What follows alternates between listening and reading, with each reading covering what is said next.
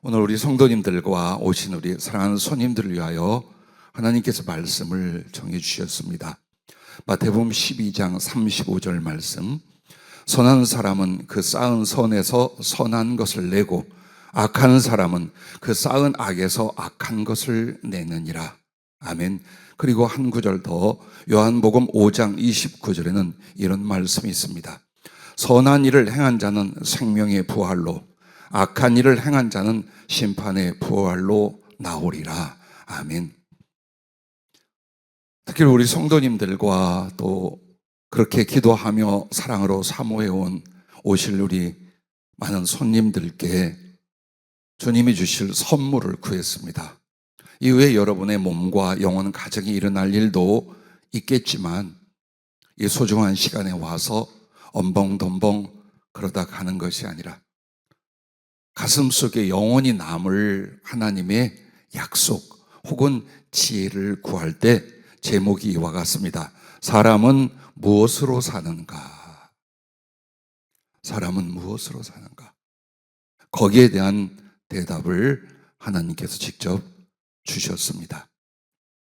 5월달은 국가적으로 학교나 그리고 교회에서도 가정의 달로서 부모님을 공경하고 자녀를 다시 돌아보아 옳게 양육하고 부부나 온 가정들을 다시 한번 하나님의 은혜로 세워나가는 그런 시간들입니다. 그런데 오늘 사실 가정에 대하여, 가족에 대하여, 그리고 그 안에 구성원의 주체가 된 내 자신에 대하여 어떻게 살아야 되는지, 내 어린 자녀들이 있다면 그들을 어떻게 양육하고 도와야 되는지, 혹은 내 자식들이 아직 젊은 청년들이라면 그들에게 무엇을 줘야 되는지, 그리고 우리의 청년들은 또 스스로 지금 내가 무엇을 준비하며 무엇을 위해 살아야 되는지. 자, 나이를 먹다 보니까 자녀들이 벌써 장년이 됐고 또 우리들도 이제 장년이 되었습니다. 그렇다면 인생의 후반으로 치닫는 우리들에게는 무엇으로 살아야 되는가? 무엇을 위해 살아야 되는가? 그것을 하나님께서 우리에게 일러주셨습니다. 자, 첫째, 어린이 혹은 청소년 자녀들에게, 여러분에게 인생의 시작에 가장 중요한 것이 무엇인가? 그것을 말씀하셨어요. 우리 집에는 어린이와 청소년이 하나도 없습니다. 예, 나도 내 자식들을 어린 시절, 그리고 청소년기를 보내면 할 일을 다 하고 라고 생각을 했어요. 그랬더니 어느 날 친구들에게 손자들 이야기하며 교회 안에서 어린이와 청소년들을 보고 결국 내 주변에는 어려서부터 키우던 내 자식들, 또 다른 자식들이 계속 있어요. 아마 여러분도 그러실 거예요. 정말 젊어서는 어린 자녀들이 있었고 중년이 되고 장년이 되어 가면서는 이제 또 손자가 있으며, 혹은 많은 어린이와 청소년들에게 어떤 어른으로서 혹은 지도자로서 영향을 준다면 어떤 것인가? 하나님은 이렇게 말씀하셨습니다. 그들에게 사랑과 의와 믿음이라고 하셨습니다. 공부도 하고 건강도 중요하고 앞나라의 계획과 꿈을 위하여 살아가는 많은 아주 틀에 박힌 것을 봅니다. 어쩌면 수십 년 전 학교를 다녔던 우리들과 지금의 어린이 청소년들의 모습이 똑같고 과정이 너무나 같습니다. 그러나 그 공부하는 것이나 혹은 세상적이고 세상에서 배워가는 것들보다 더 중요한 것, 심어야 할 것이 있습니다. 자기의 영혼과 인생이 가진 축복과 유익으로 심어서 거두어야 될 것들이 있습니다. 그것을 부모가, 어른 세대가 주관해 줘야 됩니다. 그런데 그 첫째가 사랑입니다. 그런데 사랑은 줌으로써 배운다라고 하셨습니다. 누가 태어나면서도 사랑을 알고 사랑을 파악할 수 있는 어린이, 청소년은 없습니다. 그들에게 사랑이라고 하는 것 얼마나 중요합니까? 사실 절대적으로 필요한 것이 성품으로 가치관의 형성과 행복을 만드는 것이 사랑입니다. 그 사랑은 위로부터, 그리고 가족과 주변으로부터 받음으로 체험하고 깨달으며 살아가게 됩니다.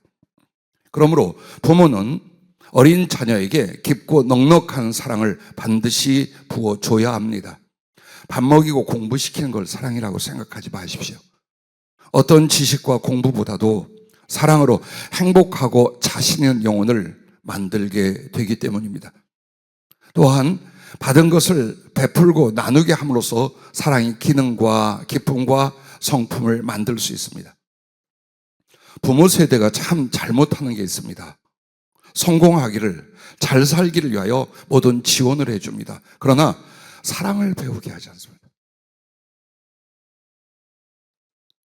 정말 어린이와 청소년들은 인생의 그 기초를 지금 살아가고 있어요. 어떤 사람이 될 것인지, 무엇을 통하여 가치관과 행복을 가질 것인지. 그런데 보십시오. 신앙이 있든 없든 모든 사람은 생명같이 소중한 것이 사랑입니다. 근데 그 사랑을 부모에게 배우고 주변에서 받음으로 배웁니다. 그러므로 부모는 줌으로써 사랑을 가르치는 겁니다. 자기가 자식들에게 충분히 감동할 수 있도록 사랑을 주지 않고 그 자녀들이 사랑의 풍성한 영혼이 될 것이라는 건 기대하지 마십시오. 왜 이런 놈이 나왔을까? 한번 어려서부터 가장 중요한 것을 엄마를 통하여, 아빠를 통하여, 혹은 주변을 통하여 사랑을 받고 그 속에서 자라게 했는가, 그것을 돌아보십시오. 그리고 또 한 가지는 사랑을 부모가 주고 그 받은 사랑을 남에게 베풀고 다시 줄 수 있는 걸 가르쳤어야 합니다. 악착같이 모아라, 절제해라, 전략해라, 나중을 생각하라. 어쩌면 굉장히 지혜로운 말 같지만 여러분은 그러므로 자녀들을 뭘 만듭니까? 아주 인색한, 진정으로 사람다운 행복한 삶의 가치관과 그 성품은 생각하지 못하게 만듭니다. 사랑할 줄 모르는, 사랑을 느낄 수 없는 아이들, 그리고 청년과 장년으로 자란다면 나는 그런 존재를 참 불행하고 그 다음에 하나님께서 계획하신 것에 비하면 괴물이라고 생각합니다. 얼마나 매일매일 악한 뉴스들, 정말 접하기에 너무나 부담되고 아픈 그런 잘못된 뉴스들을 봅니다. 그런 사고와 사건들 속에서 우리가 만약 사랑을 알았더라면, 그래서 그 사랑의 감동과 기쁨으로 사랑을 나누고 베푸던 인생들이 되었다면 교도소가 필요할까요? 법원이나 경찰이 필요할까요? 아닐 겁니다. 정말 행복한 가족, 사랑으로 말미암아 의를 이뤄가는 정의의 나라 충분히 만들어갈 수 있는 줄로 압니다. 그러므로 공부를 시켰고 여러 가지로 돌봤습니다. 아직도 내 자녀에게 기도하고 계십니까? 그 자녀에게 영향을 줄 수 있습니까? 사랑을 주십시오. 그리고 그 사랑을 실천할 수 있도록 가르치십시오. 부모님이 작은 봉사나 혹은 섬김을 이웃들에게 베풀므로 그 자녀들에게 사는 것에 중요한 건 악착같이 벌고 모으는 것이 아니라 베푸는 것이라고, 나누고 대접하고 거기에서 일어난 거룩한 관계의 기쁨을 나누는 것이라고 가르칠 수 있기를 바랍니다. 사랑을 받고 배우지 못하면 가장 불행한 영혼이 되고, 그리고 나중에 하나님을 사모하고 아는 일에도 큰 장애를 갖게 됩니다. 만약에 어린이나 청소년들에게 문제아가 발생했습니까? 그럼 그 문제 있는 아이들 뒤에는 문제 많은 부모가 반드시 있습니다. 죄송합니다. 근데 다른 문제가 아니에요. 사랑을 주고 사랑을 가리키는 이 문제에 소홀히 있었다는 것, 아니 그것을 잊고 살았다는 것입니다. 자, 교회를 다니면서도요, 형제를 사랑하고 이웃을 사랑하고 하나님을 사랑하는 일에 마치 질병이 있는 사람 같은 신자들도 있어요. 그런데 가만히 수십 년 동안 섬기고 성도들을 돌아보면서 그들의 삶을 뒤돌아보면요, 사랑을 많이 받고 사랑을 배운 사람들이 아니에요. 그래서 사랑의 소중함이나 사랑의 그 기쁨과 기능이 잘 안 돼 있어요. 그걸 봐요. 본인은 그래도 악착같이 살아야지 하는지 모르지만 이미 하나님과 그 사랑 안에서 큰 행복과 은혜와 너무나 소중한 가치관을 가진 사람들이 볼 때는 참 안타까운 일들이에요. 그래서 여러분, 어린이들에게 그리고 소중한 우리의 청소년 자녀들에게 사랑을 늘 말해 주시기 바랍니다. 사랑을 표현해 주시기를 바랍니다. 이때는 아멘이 나와야 되는 거예요. 그리고 무엇보다도 사랑은 물질적이고 도움의 실제보다 더 중요한 게 있습니다. 사랑을 그것을 통해 느끼게 해줘야 합니다. 엄마가 말이야, 악착같이 살며 뼈마디가 부서질 정도로 너를 위해 살았는데 이 싸가지 없는 놈들아, 몰라요. 사랑은 사랑을 주는 자녀와 가족들이 느낄 수 있어요. 가난해도 괜찮아요. 많이 못 배워도 괜찮아요. 근데 내 어린 시절 자라는 과정에 나는 엄마 한 사람으로 충분한 사랑을 받았어요. 7살에 아버지 돌아가셨어요. 다 망해먹고 당신 병들어 산골짜기 들어가서 병 고치겠다고 60년대. 그리고 그 다음에 돌아가셨어요. 아주 지독한 가난과 외로움을 겪으며 어린 시절을 컸어요. 그런데 그게 내게 아무렇지 않은 추억이 되었어요. 너무 소중한, 아름다웠던, 좋았던 시절인 거예요. 그 왜 그런가 했더니 기도하는데 어느 날 예수님께서 그런 이야기를 해요. 너는 네 어미의 사랑 하나만으로도 충분했었느니라. 그래서 네가 살아가면서 외로움이나 절망이나 독함이나 이런 것들 너를 붙잡지 못한 이유가 네 어머니의 그 사랑이, 그 사랑만으로 너는 충분했었느니라. 그 이야기를 해요. 예, 그랬던 것 같아요. 또한 여러분은 그 사랑을 말해주고 느끼게 해주면서 사랑의 약속을 줘야 돼요. 내 가족은 잠깐이 아니에요. 양육되어서 결혼하고 멀리 떠나가면 가족이 아니고 자식이 아닙니까? 죽어도 잊혀지지도 놓을 수도 없는 게 새끼들이에요. 자식과 가족들이에요. 그래서 부모가 늙고 힘이 없어도 아빠가, 엄마가 너를 더 어떻게 사랑해 주려는 약속을 주십시오. 그걸 붙들고 삶을 이겨나가며 엄마 아빠의 그 사랑으로 말미암아 우리의 자녀들은 힘을 얻게 되고 그리고 언제나 돌아갈 수 있는 고향이 있는 거예요. 사랑을 해주신 엄마 아빠는 돌아가신 다음에도 내 영혼과 추억이 돌아갈 고향이에요. 눈물 짓고 추억하고 다시 나도 내 인생을 그 사랑으로 살아갈 수 있는 힘과 이유가 바로 부모를 통해 받은 사랑이기 때문입니다. 성경에 요셉이라는 사람이 있었습니다. 그는 실제 인물로 지금의 이집트, 그 이집트가 세계 최강의 제국으로 있을 때에 엄청난 흉년이 왔습니다. 근데 그 흉년을 풍년 안에서 이기고 정말 이집트 제국과 그 주변의 사람들을 다 살려내는 사람이 역사적으로 요셉이라는 사람이요. 그는 이스라엘 히브리 사람이지만 애굽의 총리, 왕의 실권을 가졌던 수천 년 전의 인물이고 또 그가 만들어 놓았던 그 창고나 그런 것들이 지금도 고고학적으로 발굴이 돼요. 그런데 이 요셉에게는 형제가 12명이에요. 엄마는 4사람이에요. 이 복잡 다단한 가정에서 컸어요.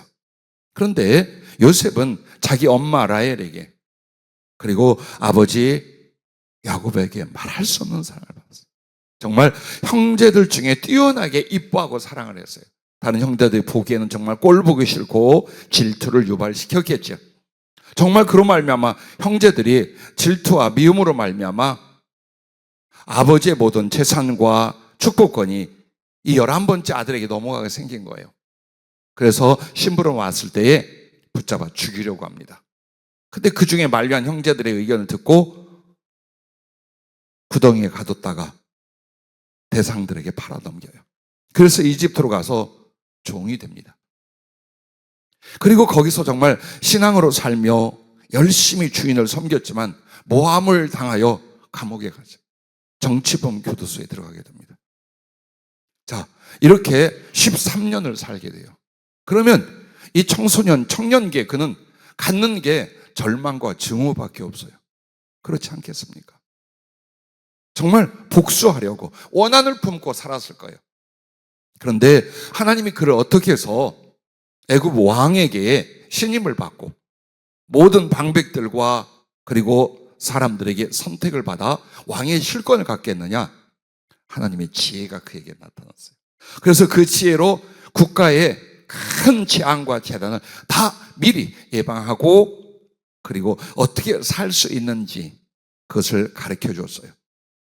그래서 그가 국무총리가 됐어요. 그런데 그러면 하나님은 왜 그에게 그런 지혜를 주고 그런 제국의 왕의 실권을 갖게 하셨는가? 그에게는 사랑이 있었어요. 어느 누구도 원한과 미움으로 복수하거나 자기 이익을 위하여 사람을 해치지 않는 정말 사랑의 사람, 긍휼과 자비의 심령이 있었어요. 나중에 그 형제들이 굶어 죽게 생겨 이집트로 내려왔을 때 그들을 다 용서하고 그들의 자녀들까지 다 책임을 지고 사랑으로 돌봅니다. 그러면 이 요셉이라는 사람, 이 사람은 어떻게 해서 그 슬픔과 절망, 분노와 증오의 순간들을 다 사랑으로 이길 수 있었을까? 엄마 아빠에게 그걸 받은 거예요. 하나님도 그를 사랑했지만 어려서부터 유독 엄마의 사랑 속에 살았어요. 그런데 그 엄마가 일찍 어린 두 아들을 놓은 채로 세상을 떠났어요. 아빠는 엄마와 아빠 그 모든 사랑으로 요셉을 키웠어요. 바로 이 엄마 아빠의 사랑으로 큰 그 아이는 아무리 원수 마귀가 죽이려 하고 사람들이 그를 고통스럽게 만들어 악한 자로 만들려고 하지만 아닙니다. 언제나 불쌍히 여기고 신실하고 사랑하고 사람을 살리려는 그 의지와 성품을 갖고 있었던 거예요. 보십시오. 사랑이라는 것 의미 없는 낭비 같지요? 아닙니다. 여러분과 여러분의 자녀에게 정말 생명과 그리고 무엇보다도 사람들에게 인정을 받고 그리고 하나님이 세우시는 바로 온유와 자비와 희생의 지도자가 될 줄로 믿으시기를 바랍니다. 두 번째는 여러분, 의의를 가르쳐야 한다. 사랑을 배우게 했으면 이제는 의의를 가르쳐 배우게 하라는 겁니다. 자, 잠언 22장 6절에 이런 말씀이 있어요. 마땅히 행할 길을 아이에게 가르치라. 그리하면 늙어도 그것을 떠나지 아니하리라. 저 웬 수가 없어. 저걸 내 뱃속으로 난 놈의 새끼가 아니야. 속상하고 화나거나 삐딱한 청소년이나 자식을 보고 아마 들었거나 말씀한 적이 있을 거예요, 부모님들이. 그런데 우리가 무엇을 가르쳤습니까? 아니면 어떻게 우리의 자식들이 자라날 때 방치했는가를 보십시오. 산다는 게 어렵다고. 혹은 내 스스로 독립해야 된다고.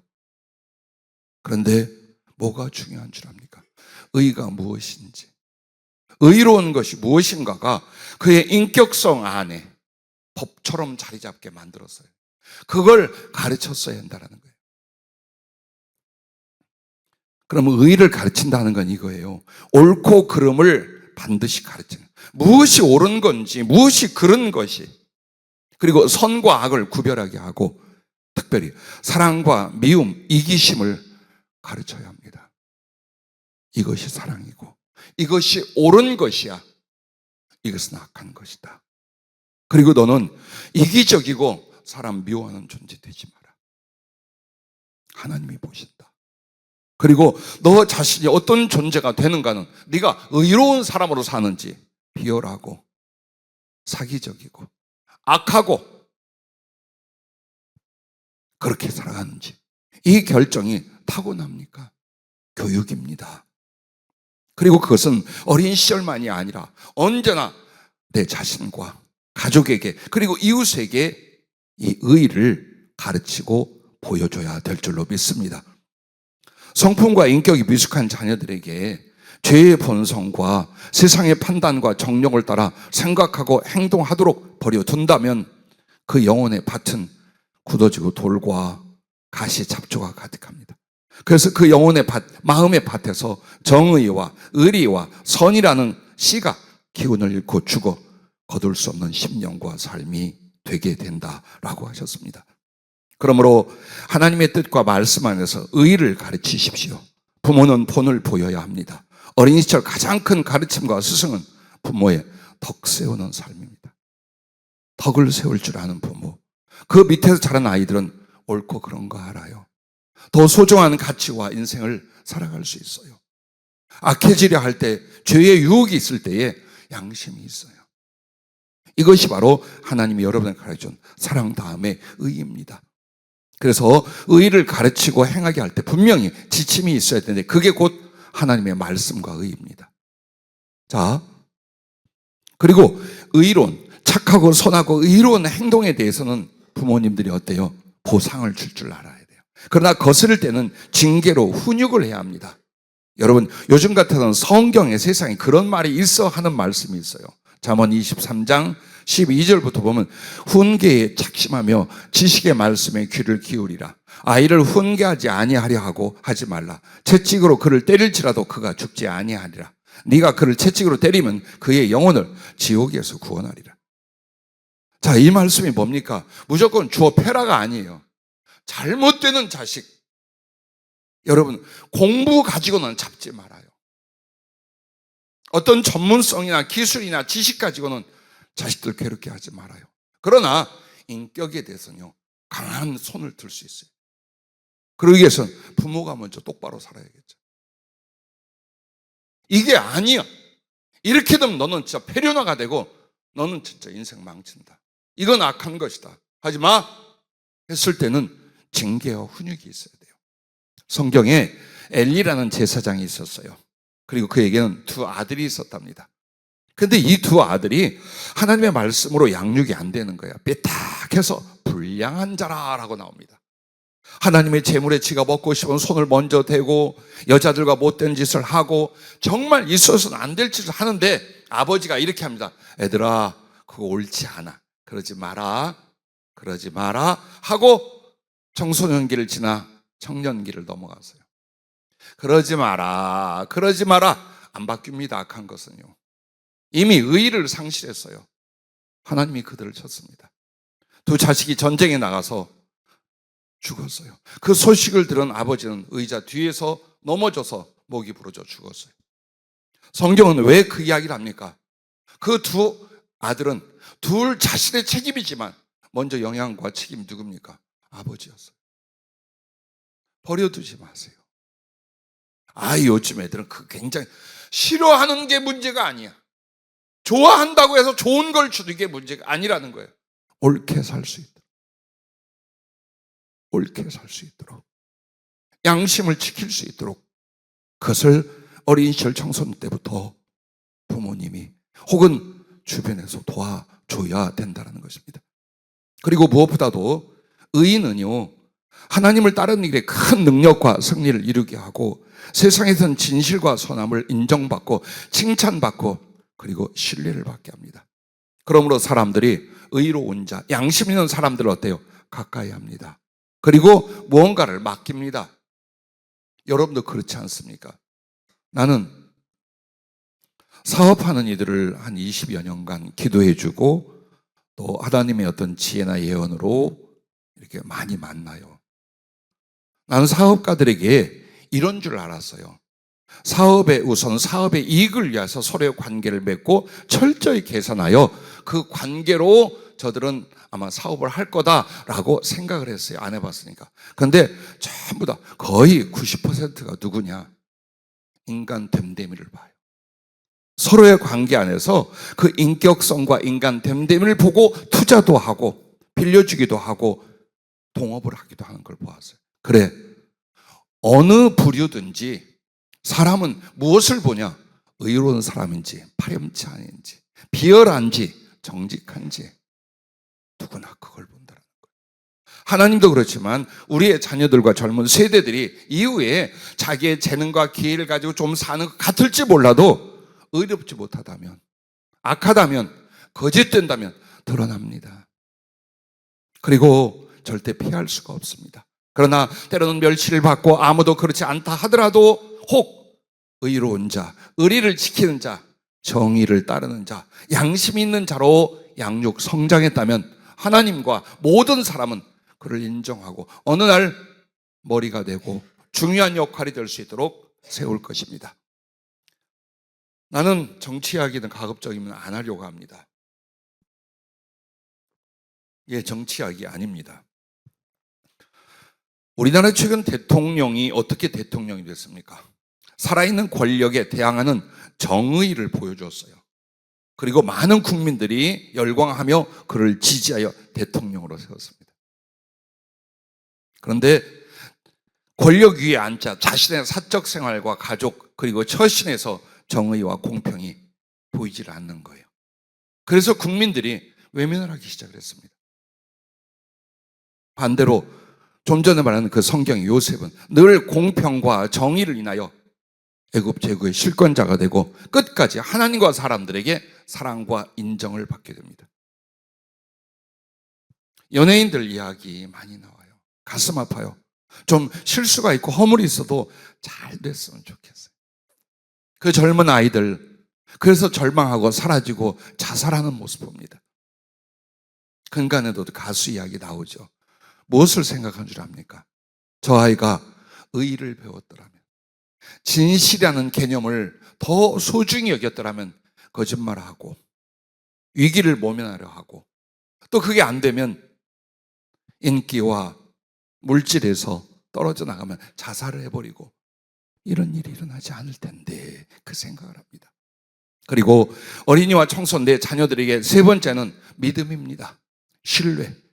그런데 그 믿음을 하나님이 이렇게 얘기하셔요. 믿음은 칭찬으로 배운다라고. 칭찬으로. 제가 자라날 때는 칭찬을 별로 못 받았어요. 어쩌다 받는 칭찬 너무 기뻤었어요. 근데 칭찬을 하잖아요. 그럼 누군가가 나를 칭찬하면 그 칭찬을 받는 나는 그에 대해서 최고의 신뢰를 가져요. 좋은 분, 괜찮은 분으로 여깁니다. 칭찬해 주는 사람을. 그리고 칭찬을 누군가에 할 때 그 칭찬은 자기 자신에게 뭐가 됩니까? 믿음이 됩니다. 자, 신뢰성, 믿음직함 이런 것들이요. 부모와 영향을 줄 수 있는 이웃들의 칭찬과 격려로 형성이 됩니다. 왜냐하면 어려서 칭찬과 격려를 듣는 사람은요, 자신에 대하여 용기와 자신감을 갖게 됩니다. 자신을 쓸모있게 여기고 소중히 여기며 어떤 시련에도 낙심을 하지 않습니다. 또한 칭찬과 격려를 받으면 염려와 두려움, 비난과 의심을 이기게 되고 그 대신 부모에게도 이웃에게도 신뢰를 갖고 기꺼이 좋은 이웃으로 가슴에 품고 성장해 갑니다. 그러나 만약 어린이와 청소년들을 더 많이 무조건 비난하고 책망하고 무시를 한다면 그렇게 받고 자라는 애들은요, 자신과 부모와 이웃에게 신뢰, 즉 믿음이 잘 생기지 않는답니다. 그것이 성품이 되고 인간관계에서 신뢰가 부족하여 오히려 판단과 오해와 미움과 의심이 바람일듯 그의 성품 안에 일어나게 된답니다. 그래서 그런 성품과 삶은 결국 남에게 신뢰를 얻지 못하고 관계가 진실하고 깊어지지 않습니다. 그리고 자기 안에는 끝없이 갈등과 번뇌가 일어나게 됩니다. 그게 바로 내 안에 신뢰, 즉 무엇인지 믿고 편안하게 신뢰하는데 그게 잘 안 된다는 거예요. 진리와 하나님을 알게 된다. 그래서 교회를 다닌다 해도요, 이렇게 성장하는 사람들이 큰 믿음과 사랑으로 나아가기가 쉽지 않습니다. 그래서 주님 안에서도요, 불안하고 의심하고 뒤에 처져 관망하는 신앙생활이 됩니다. 그 사람만을 보는 게 아니에요, 목사는. 주님도 그 사람의 살아온 인생을 쭉 봅니다. 그리고 영적 기도와 지도를 하는데 대부분 보면 그래요.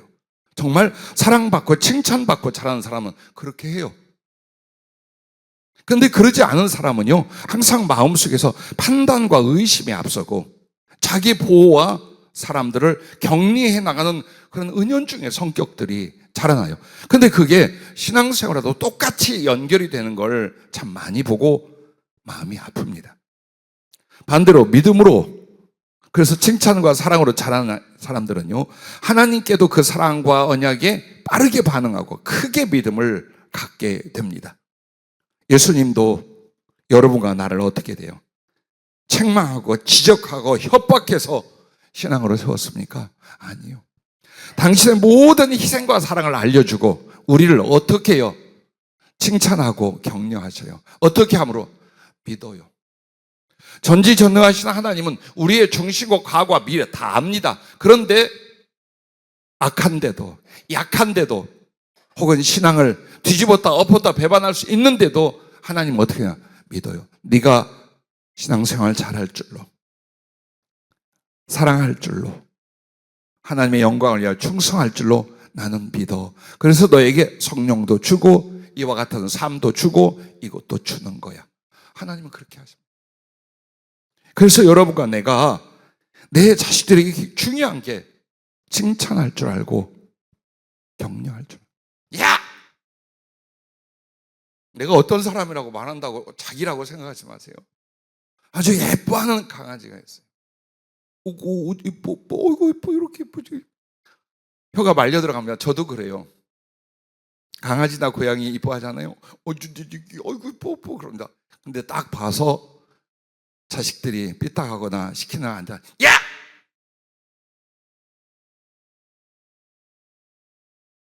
아마도 어려서나 청소년기를 키우면서 짜증내고 승질내고 많이 할 거야. 그걸 그렇게 함으로 똑바로 키운다고 생각하지 마십시오. 그래서 키우는 게 아니에요. 중요한 건 칭찬하고 격려해 줄 수 있는. 그게 바로 마음속에 든든한 믿음과 신뢰의 사람으로 성장할 수 있다는 거예요. 아, 이거 많이 칭찬하면 칭찬받고 삐뚤어지는 사람이 어디가 있어요? 응? 아무도 없어요. 사랑을 받고 칭찬을 받는데 잘못되는 사람이 있느냐? 절대 없습니다. 그래서 칭찬은 최상의 믿음이며 그리고 믿어줌이 된다라는 것을 잊지 마시길 바랍니다. 자, 두 번째는 이제 이런 대상입니다. 청소년기, 청년기로 들어왔어요. 내 사랑하는 자녀들, 우리의 가족 혹은 교회와 나의 삶 속에서 젊은이들에 대하여 우리가 무엇을 심어줄 수 있는가? 그리고 우리 젊은 친구들은 지금 자기들이 뭘 준비해야 되는 걸 봐요. 공부하느라 바쁘고 연애하느라 고통스럽고 또 장래사를 위하여 골머리를 앓고, 근데 결국 노력하고 애쓸 때 보면 다른 사람들이 살아가는 방식과 그들이 좋은 것이라 생각하는 걸 위하여 또 그렇게 쫓아가는, 거의 교회 안이나 밖이나 젊은이들이 그와 같아요. 그리고 놓치는 게 있어요. 제일 중요한 건 청소년기를 지난 청년기에 세 가지를 주님 말씀했습니다. 지혜와 능력과 인내라고 했습니다. 지혜가 없는 사람, 청년 시기에 정말 지혜가 없잖아요. 그러면 친구들 사이에서도 직장에서도 모든 삶에서 뭐가 됩니까? 꼬리가 됩니다. 항상 리더나 지도자는 누구입니까? 낙하산 타고 내려오지만 않으면 지혜 있는 사람. 그래서 지금 당장 내가 이것도 공부하고 저것도 한 게 지혜로운 자가 되기 위한 것들이에요. 그런데 실제로 지혜는 공부에서 나오는 게 아닙니다. 사랑에서 나온답니다. 지혜는 지식이나 지능이나 정보 따위보다 훨씬 고상하고 거룩하며 영혼의 생명이 되는 것으로서 어떤 사람과 인생이 되느냐의 관건이며 결정이 바로 그 사람 안에 있는 사랑입니다. 그래서 그 사랑을 통해 지혜가 나오는 것입니다. 그러므로 지혜는 옳은 것과 그런 것을 분별하고 원인과 과정과 결국을 볼 수 있고 선한 지식과 관계와 결과를 깨닫고 가르치고 만들어가는 영혼의 선한 능력이라고 표현해 주셨습니다. 그래서 지혜는 오직 사랑을 알고 기뻐하고 이루려 하면서 나오게 되어 있습니다. 그러면 사랑이 없는 지혜는 뭘까요? 관계예요. 그건 관계라고 하는 거예요. 즉 나의 많은 지식과 경험과 정보를 통하여 나만을 위하여 살고 다른 사람을 후려 그들 위에 서려고 합니다. 반드시 합니다. 그것은 지혜가 아니라 관계라고 하는 거예요. 그래서 성경의 지혜라는 것은 사랑을 인하여 선한 것을 인하여 그것을 알고 이루려고 하는 사람의 가장 아름다운 중심, 거기서 나오는 것을 지혜라고 말하는 것입니다. 그러므로 젊은이들에게 이 바로 사랑으로 말면 지혜가 없다면 뭐가 될까요? 절망하거나 악한 쪽으로 치더라도 양심의 가책도 갖지 않습니다. 왜? 다 그렇게 사니까 라고 말합니다. 사랑을 많이 받고 사랑을 귀하게 여겨 그것을 땅과 하늘에서 이루려 하는 이들은요, 먼저 무지와 악한 관계나 헛된 지식으로 말미암는 혼란과 미혹과 고집을 이기게 됩니다. 그리고 하나님의 형상적 지혜, 즉 하나님과 지혜의 소통이 일어나게 됩니다. 하나님을 닮아가는 지혜가 하나님과의 소통과 교제 안에서 일어나게 됩니다. 그러므로 선을 추구하고 하나님과 영혼들을 사랑하기 위해 기도하고 공부하고 수고하고 꿈을 가질 수 있기를 주의 이름으로 축복합니다. 그러므로 청소년과 청년들이여 기억하십시오. 선한 일을 위해 사랑의 꿈과 삶을 선택하십시오. 그리고 하나님을 경외하며 그 사랑을 목적으로 삼아야 합니다. 하나님의 지혜와 그 지혜를 이룰 달란트와 능력을 하나님께서 부어 주실 것입니다. 좀 전에 말한 요셉과 형제의 차이를 보십시오. 형제들은 지혜가 뭐였어요? 그 동생을 어떻게 처리하고 아버지를 속여서 그러므로 아버지의 축복과 재산이 자기들에게 돌아오게 하려고 했어요. 이게 지혜야. 그게 바로 관계로. 그래서 그들은 나중에 큰 패가 망신과 거의 죽을 뻔하다 살아납니다. 그런데 요셉은 어때요? 다 뺏겼어. 뒤집어 씌웠어. 고통을 당해. 그래도 거기에 그는 선한 사랑으로 가득 차 있어요.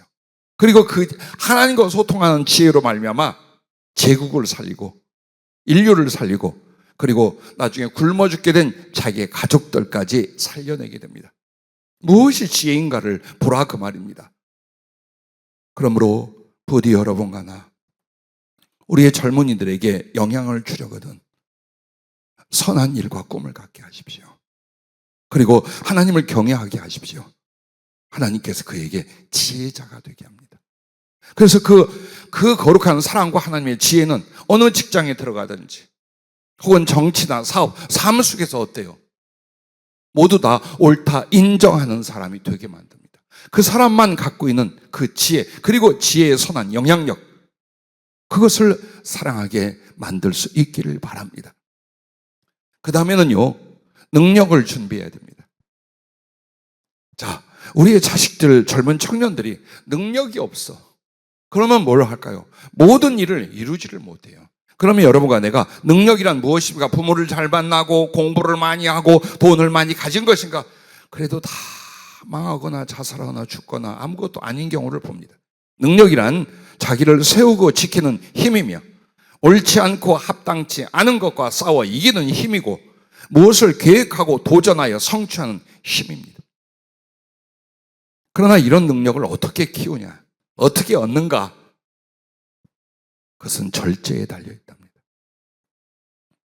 한 인간의 능력은요, 그가 이루고자 하는 합당한 것에 대한 어떤 절제를 할 수 있느냐가 그에게 능력이 된다라고 성령께서 일러주셨습니다.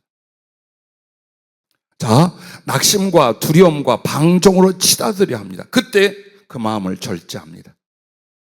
마땅히 해야 할 일이나 공부나 수고를 피하거나 게을러지려는 것을 또한 어때? 절제합니다. 즉 자기를 이기고 유혹을 이기고 나태함을 이기는 절제가 모든 것에 능력을 가져온다라는 것입니다. 그러므로 여러분, 사람 마음속에 감정이 일어나고 자존심이 일어나고 혹은 주변에 무엇이 좋아 보이고 또한 이런 사람이 있어요. 제일 좋은 게 뭐냐? 그냥 누워있는 거야. 정신적인 수고를 하는 것도 육체에 힘이 들어가는 것도 너무 싫어. 이런 나태함이나 유혹에 대하여 어때요? 절제하면 할수록 이 사람은 옳은 것을 하고 해야 할 것을 해내기 시작을 해요. 그리고 그의 정신력이란 것 어때요? 참고 바라고 믿고 견뎌낼 수 있어요. 그것을 가르쳐야 하고 그것을 어때요? 만들어 가야 됩니다. 그래서 그 절제는 성실입니다. 결국 열심히 하고 마땅히 책임을 감당하고 최선을 다한 성실이에요. 그래서 또한 그 절제와 성실은 진실입니다. 그게 바로 누가 진실할까요? 절제할 줄 아는 사람.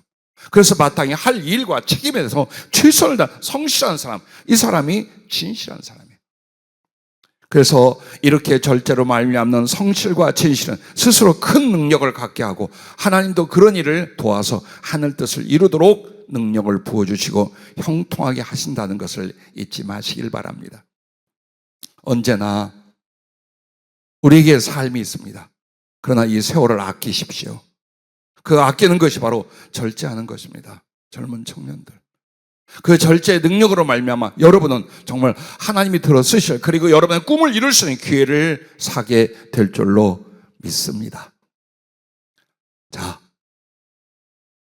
낙심과 핑계와 게으름을, 그리고 유혹을 성실로 절제해 갈 수 있기를 바랍니다. 요셉이 계속 이야기가 나와요. 그의 능력이, 하나님이 들어쓰시고 한 제국을 다스릴 수 있는 이런 능력들이 어디에 있었습니까? 절제에 있어요. 이성적인 시험이 있었습니다. 그 정욕의 유혹을 절제합니다. 그는 물질이나 권력을 마음대로, 그가 쿠데타를 일으킬 필요도 없이 제왕이 될 수도 있었습니다.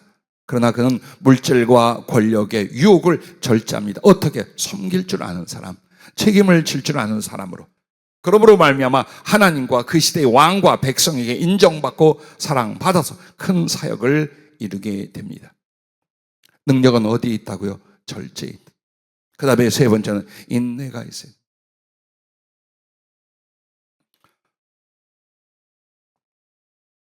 수태 전에 병원 운영을 하는 엄마 아빠 밑에 딸들이 있었어요. 그리고 그들이 전도로 우리 교회를 나온 적이 있어요.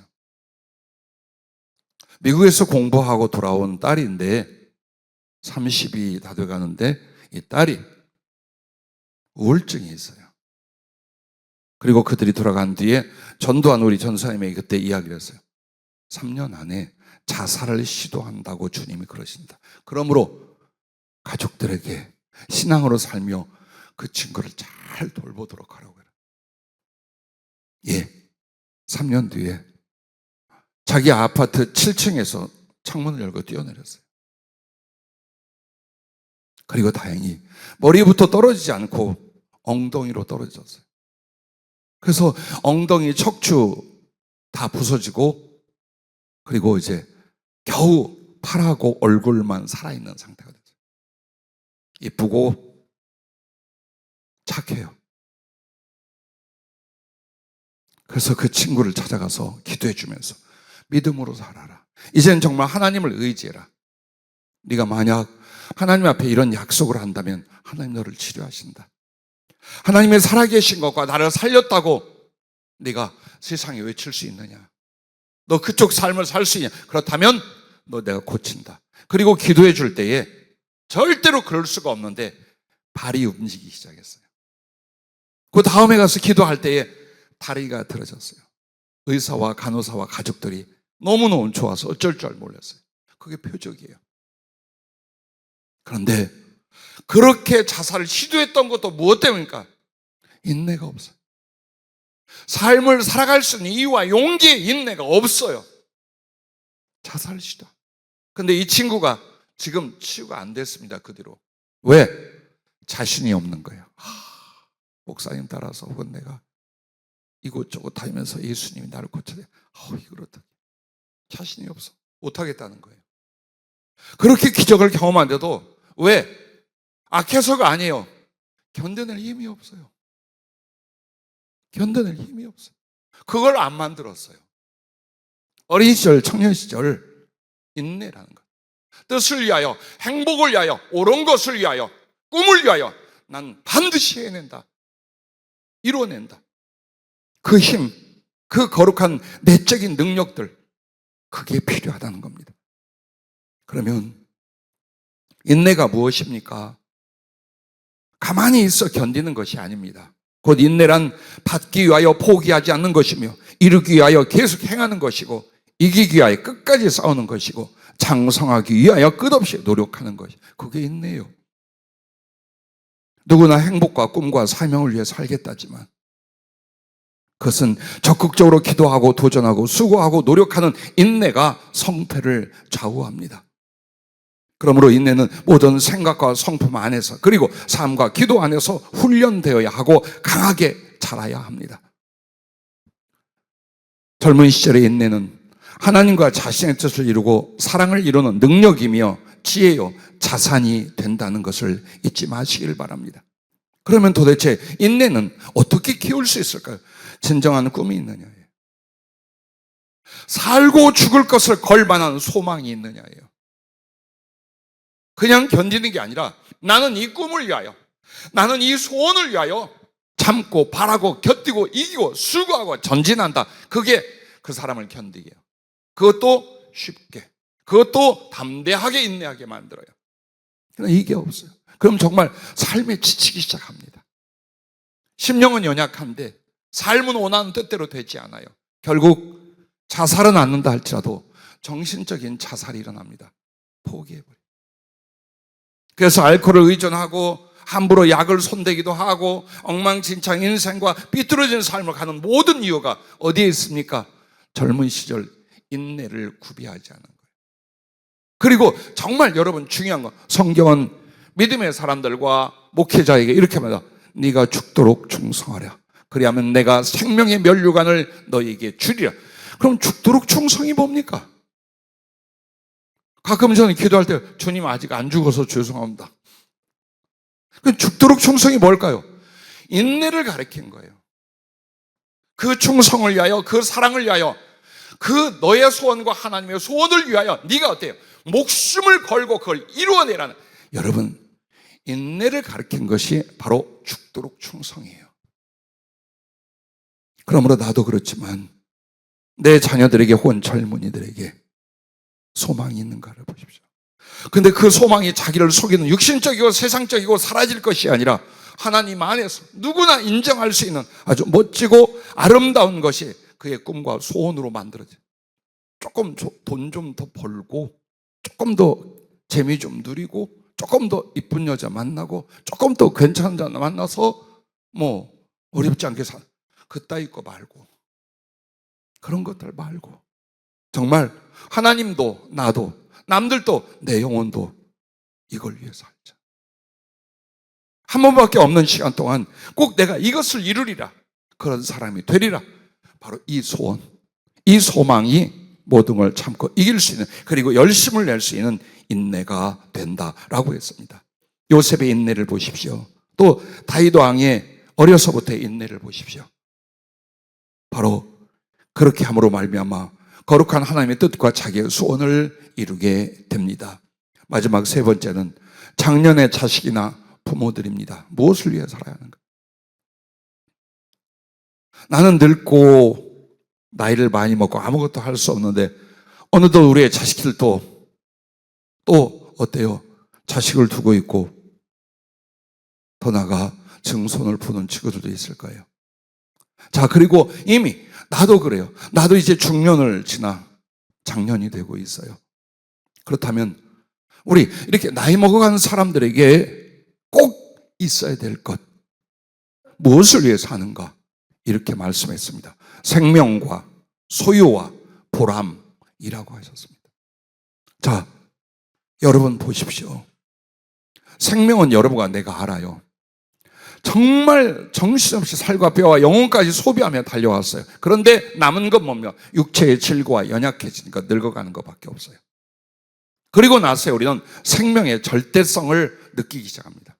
정말 사람에게 살아있다는 것, 이 육체의 생명이 얼마나 소중한, 내 존재에 젊어서는 모르는 거예요. 어려서는 모르는 거예요. 나이도 속여 더 많은 척해요. 그런데 중요한 건 살아보니까, 그리고 내가 약해지며 질병이나 혹은 연로해지고 있어요. 그때서야 산다는 것 생명이었더구나, 그걸 깨닫게 돼요. 어떻습니까? 사고와 질병 혹은 노환으로 곁을 떠나가는 가족과 이웃들, 그 누구도 자기 목숨을 자기가 원하는 대로 가질 수도 붙들 수도 없다는 것입니다. 할 수만 있으면 일찍 건강관리하십시오. 체력관리 하셔서 남은 세월을 좀 평안하게, 그리고 뜻을 이루고 행복한 날들이 되게 해야 될 줄로 압니다. 그러나 어떻습니까? 육체의 건강과 생명도 타고나거나 자신의 노력과 관리만으로 안 된다는 것을 우리가 잘 압니다. 성경에는 건강과 장수, 생명이 하나님께 있다고 선포하고 있습니다. 즉 하나님께서 만물을 살게, 즉 생명을 부여주고 인간만이 아니라 짐승과 심지어는 식물들에게까지도 그 생명을 부여한 게 누구냐? 너희 하나님이다라고 일러주고 계십니다. 그리고 믿음의 사람들에게 마태복음을 통하여 예수님이 이렇게 말했습니다.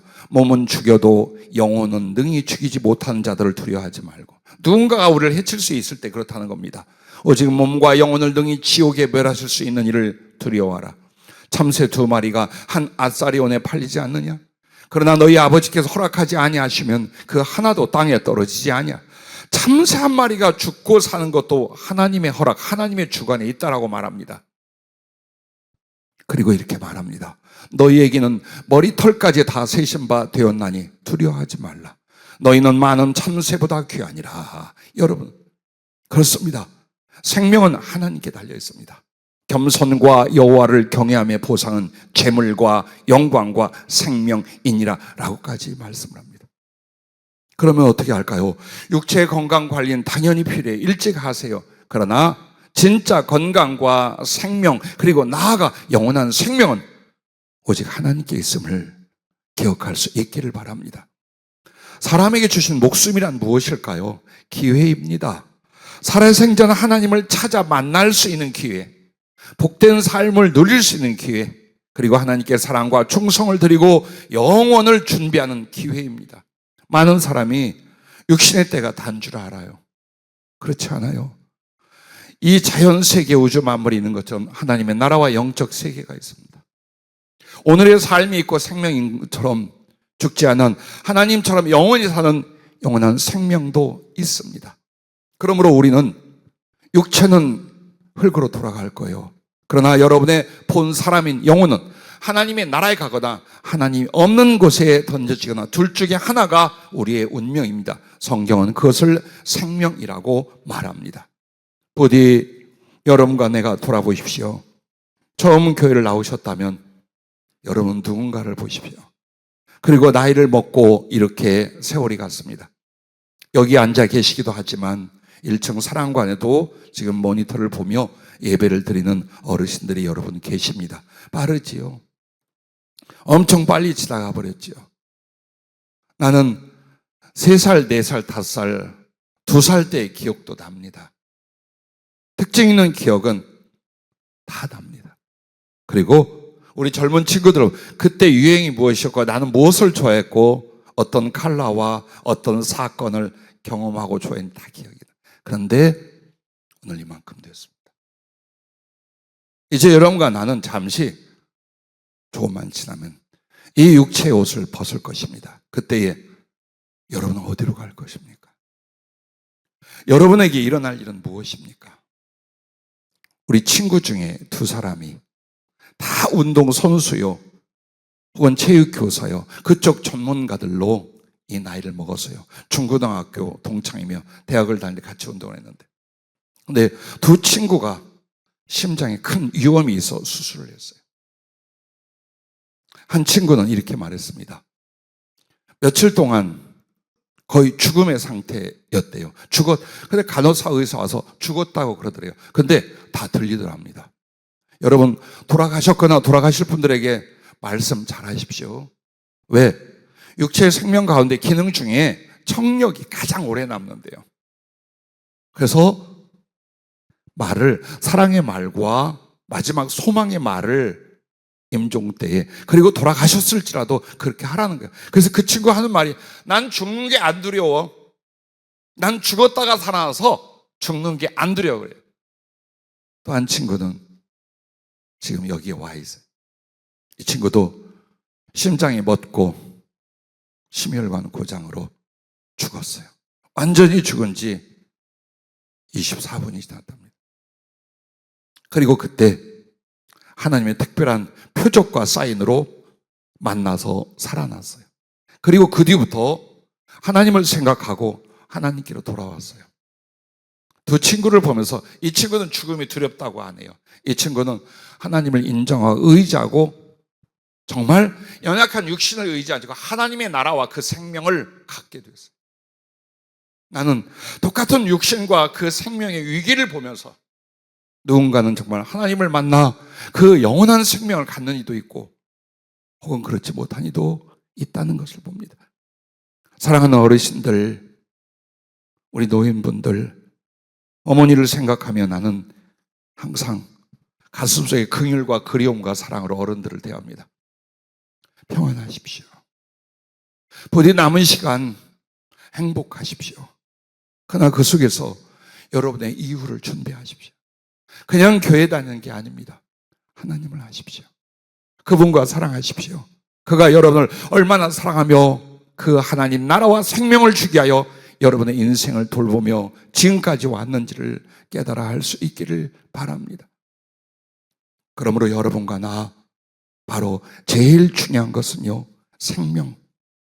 육체의 생명이 소중한 것처럼 하나님 안에서 영생을 준비할 수 있기를 예수를 영접함으로 하나님과 만나심으로 그 생명을 여러분에게 드리기를 원합니다. 할렐루야. 자, 내가 또한요 하나님의 생명을 얻고 하나님을 만나잖아요. 내 가족, 내 자식들과 이웃들에게 하나님의 생명을 줄 수 있어요. 근데 만약 여러분이 그냥 죽잖아요. 하나님 나라를 못 가고 생명을 못 얻잖아요. 여러분의 가족과 자식 중에 희박합니다. 어렵습니다. 하나님은 누군가를 사랑하셔서 그가 하나님을 사랑하잖아요. 하나님의 생명과 나라를 주고 이 사랑하고 이쁜 사람이 사랑하는 그 누군가를 다 살려요. 다 구원해요. 그래서 저희의 가족들이 철저한 불교 가족이었어요. 아버지, 어머니 불교 정도가 아니라 미신으로 꽉 사로잡혀 있었어요. 항상 굿하고 제사 지내고 모든 걸 다 미신과 우상 숭배로 살았어요. 아버지 그러다 돌아가셨어요. 집안은 완전히 몰락했어요. 그리고 막내인 내가 예수님을 만났어요. 그리고 조카들까지, 우리 형제가 100여 명이 넘습니다. 조카들까지 전부 다 예수님을 영접하고 하나님 안에서 사랑과 소망으로 살게 만들어 주셨습니다. 부디 그리 하실 수 있기를 주의 이름으로 축복합니다. 그리고 두 번째 중요한 건 여러분과 내게 소유랍니다. 의유의 말 같죠? 아니 살면서 다 주고 썩고 늙은 몸뚱이 하나뿐인데 소유가 중요하다면 우리는 뭔가? 아니요. 왜 인생은 나이 먹을수록 소득과 소유에 집착할까요? 가난해도 괜찮잖아요. 아주 몹쓸 상황만 아니면 여러분 좀 마음도 몸도 편안하게 사셔도 되잖아요. 근데 악착같이 더 있든 없든 소득과 소유에 집착을 합니다. 왜냐? 그 소득과 소유만큼 자신의 존재의 크기로 여깁니다. 그것으로 행복과 안정된 삶을 살 것이라고 믿습니다. 그것으로 평가와 인정을 받으려 하고요. 그것으로 미래 혹은 노후를 살 수 있다고 생각하기 때문에. 그런데 그 소유는 자신의 돈이나 재산이며 자신의 건강이나 지력 따위로 한정을 하고 살아갑니다. 여러분, 그건 어차피 없어져요. 이 세상과 육신의 소유를 의지하는 것은요, 풍랑이 있는 바다 위에 떠있는 작은 배와 같고 불이 다 타고 있는 산속의 오두막과 같아 잠깐 있으면 없어진다는 뜻이에요. 그리고 그 세상 소유를 자랑하는 것은요, 하나님의 처음 사람 아담과 하와가 벌거벗음을 알았어요. 그리고 무화과 나뭇잎을 가지고 딱 가렸어요. 그걸 가지고 사람들은 어때요? 마치 엄청난 존재인 양 그 물질이나 세상 소유를 자랑하더라 그 말이에요. 그리고 세상과 육신의 소유만을 사모하는 사람이 있다면 그는 절대로 하나님을 인정하고 만나지 못합니다. 왜? 자기의 신, 자기의 종교는 배라고 성경이 말합니다. 이 배가 뭘 말합니까? 육신의 소욕과 정욕을 말하는, 이것만을 위해 사는 거예요. 크리스찬들 조심하십시오. 교회 다니는 성도들도 조심하십시오. 여러분이 하나님이나 사랑이나 하늘나라가 아니라 내가 더 원하는 게 물질이거나 세상의 소유라면 여러분 절대로 하나님이 없습니다. 하나님은 그런 분이 아닙니다. 그 썩어질 것, 죄의 원인이 되는 그 소유를 위하여 산다면 우린 크리스찬이 아닙니다. 그래서 어떻게 해야 될까요? 세상에 있는 소유, 썩어지고 없어질 것을요, 다함이 없고 거룩하고 영원한 하늘의 소유로 바꿀 수가 있습니다. 먼저 하나님을 영접하고 사랑하여 하나님을 소유로 삼고 그가 주실 나라를 기업으로 삼으십시오. 그리고 땅의 소유로 선한 일을 행하십시오. 착한 일, 정말 베푸는 일을 하십시오. 바로 그것은 하늘의 보화로 쌓인다고 마태복음 6장 20절 21절은 약속을 하고 있습니다. 그 말이 무엇입니까? 나를 위하여 악착같이 벌고 누리는 것은 아무것도 없어요. 그냥 소비하고 사라질 거예요. 여러분은 새끼 밥 먹고 옷 몇 벌이면 돼요. 그리고 가만히 보니까 이사 몇 번 하고 차 두세 대 바꾸면 인생 끝나. 이게 삶이에요. 없어져요. 그런데 만약 내게 힘이 있었어요, 물질이 있었어요, 사랑하는 삶의 경제력들이 있었어요, 그것을 가지고 가난한 사람을 돕고 굶는 자들을 긍휼히 여기고 하나님의 선한 일을 위하여 쓰고 나누려 하십시오. 그러면 하나님이 그것대요, 그것에 천배 만배로 하늘의 보화로 쌓아두셔요. 그런데 하늘의 보화라는 건 나중에 죽어서 천국 가서 받는 상급만이 아니에요. 이 땅에서 하나님이 그걸로 갚아주셔요. 뭘? 더 선한 일을 위하여, 더 착하고 하나님과 사람들을 돕는 일을 위하여 그에게 물질과 사업을 열어주며, 때로는 죽을 자도 그 건강을 되살려 주신 이유가 그런 것 때문에. 왜? 하나님은 사랑이요 선하시기 때문이에요. 그러므로 부디 소유를 가지고 내가 얼마나 벌었느냐 있느냐 가지고 있느냐를 보지 마십시오. 여러분은 하나님이 계십니까? 그리고 그 하나님 안에서 사랑하며 베풀며 선한 일을 해오셨습니까? 그게 여러분의 재산, 여러분의 땅과 하늘에서 가는 소유예요. 나는 작게 심었지만 100배, 1000배로 하나님이 거두시고 그것을 또한 베풀고 나눌 수 있도록, 나는 우리 교회 나이 드신 어르신들에게 절대로 삶을 포기하지 말라.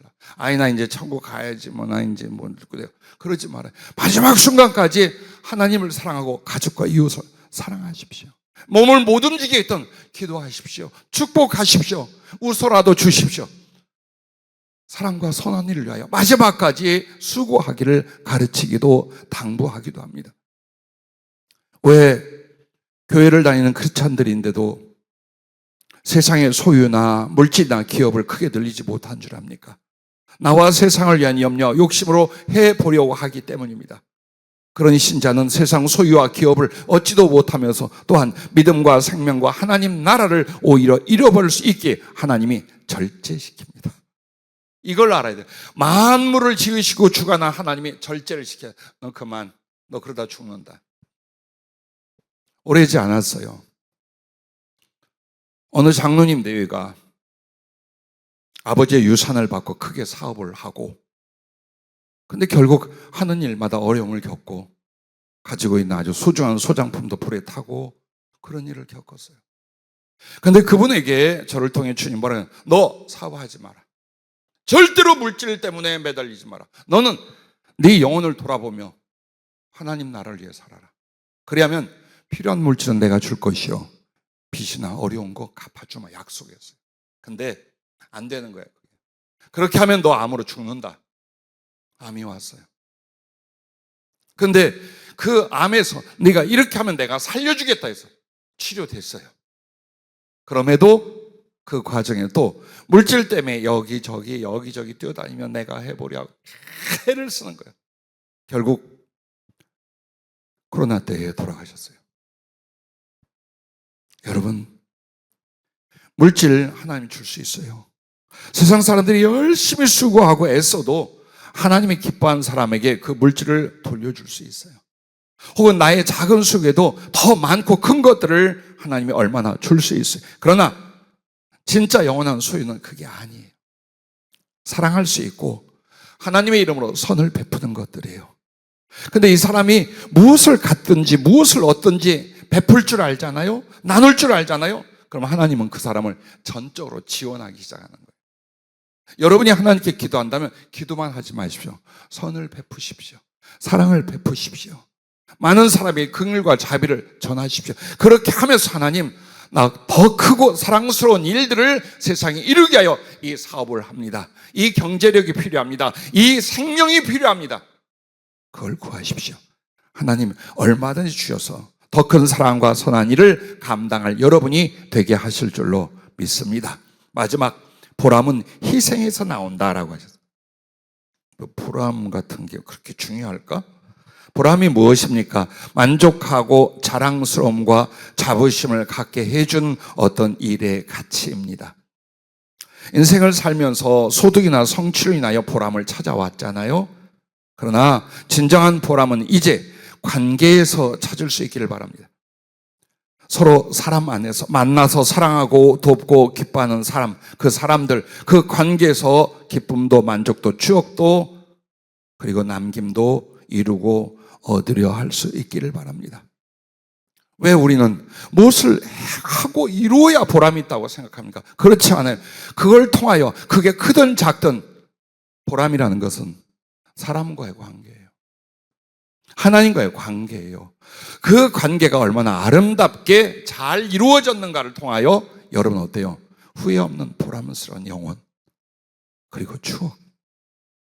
사람이 무엇으로 살까 돼요? 추억으로 삽니다. 나이 먹을수록. 근데 그 추억 속에 불행하고 슬프고 상처받고 원한으로 가득해. 잘못 살았어요. 정말 잘못 산 거예요. 하나님과 자기 앞에 잘 산 사람이 누굽니까? 가득한 보람. 세월이 갈수록 나이를 먹고 늙을수록 보람이 커. 내가 수고했고 사랑했고 애썼던 그 일들이 다 어떤 것들이었어요? 돕고 위로하고 사랑하고 베풀고 사람을 세웠던 일들이라면 얼마나 큰 보람을 갖겠어요. 내 자식들을 보면서 내 삶을 보면서 보람을 갖는데 여러분 바로 그 보람은 어디에서? 희생에서 나오는 거예요. 자식을 보면서 풋풋하고 이쁘고 자랑스럽고 좋지요. 왜? 평생을 희생했잖아요. 내 자식들을 위하여 그렇게 가난하고 아프고 어려우면서 아니 병들어 죽어갈 때도 돼요. 자식, 내 아들, 내 딸 그랬어요. 그래서 그들이 곧 내게 있어 뭐가 된 거예요? 살 수 있는 이유와 죽을 수 있는 용기와 영혼의 보람이 되는 거예요. 그 희생 때문에. 여러분이 어떤 선한 것을 위하여 희생을 안 하고는 절대로 보람을 얻지 못한다. 죽는 그날까지 없어서 더 그러거나 아니면 계속해서 떠올리면서 난 그놈 용서할 수 없어. 내 눈에 흙이 들어. 여러분 그 말 하지 마라. 정말 눈에다 흙 뿌릴 수 있어요. 툭 하면 내 눈에 흙이 들어가야 절대 안 돼. 뭘 안 돼? 그래서 주님이 관계에서 보람을 얻고 희생을 통하여 여러분과 나는 보람을 갖게 된다는 거예요. 한번 보세요. 만나고 사랑하고 돕고 기뻐하는 그들을 통해서 그들의 관계를 통해서 기쁨도 만족도 추억도 어때요? 다 만들어지잖아요. 그런데 만약 여러분에게 후회나 상처나 불만이 가득한 삶이라면 가장 불행하고 불행을 뿌리고 살았으며 그 불행을 지금도 저축하고 사는 인생입니다. 사람은 하나님의 형상대로 지음받았어요. 그 하나님의 형상의 중심은 사랑입니다. 사랑이 아니면 살 수 없고 사랑이 아니면 보람도 없고 사랑이 없으면 생명도 없습니다. 그러므로 그 영혼과 삶의 보람을 하나님의 관계와 가족의 관계 그리고 이웃의 관계에서 찾을 수 있기를 바라되 여러분은 다른 일을 위하여 희생할 수 있기를 바랍니다. 짝같이 움켜쥐고 남을 이용해서라도 가지려고 하지 마. 나눠주고 더 아름다운 희생을 통하여 그러면 내 안에 돌아오는 것은 바로 그 보람들이에요. 물질도 없고 삶의 쪽이 남은 것도 없는데 보람만 있으면 뭐 할 것인가? 자, 그렇지 않아요. 여러분이 보람을 충분히 정직하게 느끼고 갖고 있는 것과 마음속에 후회나 상처나 분노, 슬픔이 가득하면 이게 삶 속에서 행복이 되지만 사후로 이어져요. 죽은 뒤로 이어지게 돼 있어요. 즉 사람의 마음의 상태에 따라서 천국을 가고 지옥을 가게 돼 있어요. 여러분이 내가 죽으면 천국 가겠지. 근데 지금 몹시 불행하거나 이기적이거나 상처나 원한이나 미움이나 이걸로 가득하죠. 못 갑니다. 하늘나라. 왜? 하나님 나라는 먼저 자기 마음에 일어나야 돼요. 예수님 모시고 그 사랑과 생명이 들어오면서 내 안에 일어나야 돼요. 근데 이 속에 정말 복잡해. 슬퍼, 괴로워. 그리고 무엇보다도 이놈의 미움과 서운함을 못 풀어. 하늘나라 못 가요. 왜? 여기 천국이 없어. 그래서 여러분이 하나님과 사랑과의 관계에서 희생과 사랑으로 만들어진 보람은 이 마음의 행복이기도 하지만 그걸로 하나님 나라가 이어지는 거예요. 그걸로. 그런데 만약 여러분과 내가 지옥이 뭔 줄 압니까? 하나님도 이웃도 때론 혈육조차 외면하고 자신의 욕망과 이기심을 위해 삶으로 말미암아 그런 것들이 추억이 되고 자기 안에 만들어진 낙심, 원망, 후회, 미움, 슬픔, 원한 이런 것들이 영혼의 주류가 됩니다. 그래서 이 사람은 선한 것도 사랑도 보람도 전혀 별로 느낄 수 없어요. 그래서 고통과 슬픔과 증오의 불구덩이에 던져져 영생이 아니라 영벌로 존재하게 되는 것, 이게 지옥입니다. 그럼 천국은 어떨까요? 사랑과 기쁨과 은총의 삶과 신앙 안에서의 영혼의 추억이며 실존이며 완전해진 하나님 사랑의 누림이에요. 즉 하나님 나라에 그곳에서 주시는 그 아름다운 사랑과 영광과 능력도 있지만 사람은 자기 추억을 갖고 있어요. 내가 땅에 살 때에 무엇을 했고 어떤 사랑을 했고 또 사랑한 이들은 누구이며 이걸 전부 다 기억을 합니다. 그래서 여러분이 지금 천국과 지옥은 이미 여러분 마음속에서 일어나는 거예요. 보람이란 말은 좀 보람되다가 아니에요. 잘 살았느냐 잘못 살았느냐에 자기 도장 찍음이에요. 그게 여러분의 열매예요. 그리고 하나님께서 주시는 보람은 하나님께 주신 위로와 인정이에요. 그걸로 하셔야 돼요. 그래서 여러분이 세월이 갈수록 뭐가 있어요? 후회나 미움이나 아쉬움이나 염려가 아니에요. 주님을 사랑했어. 그래서 많은 사랑의 수고를 했어. 또 내 가족과 이웃들에게 나는 가진 소유는 없지만 또 생명도 이제 얼마 안 남았지만 내 안에는 사랑할 만큼 했어. 섬기고 기뻐했고 나를 나누어주며 희생했어. 그래서 보람이 있어. 하나님 주시는 그게 바로 위로의 면류가 아니에요. 그 사람 천국 가요. 예, 이미 마음에 하나님의 나라가 이루어지는 거예요. 그래서 여러분과 내가 장년이 되고 노인이 되어 가장 중요한 게 바로 생명 문제, 소유 문제, 그리고 바로 보람, 이 문제라는 것입니다. 여러분, 사람은 무엇으로 사는가에 대한 하나님의 지혜와 대답입니다. 어려서는 무엇이라고요? 사랑과 의와 믿음을 배우고 젊어서는 지혜와 능력과 인내를 구비해야 되고 특별히 나이 먹어가는 장년들은 생명과 진정한 소유와 보람을 얻는 것입니다. 부디 이제라도 여러분에게 여러분을 사랑하는 가족, 자녀들과 또 여러분 자신들에게 이 세 가지 구체적으로는 이 9가지의 은혜와 열매가 가득할 수 있기를 주의 이름으로 축복합니다.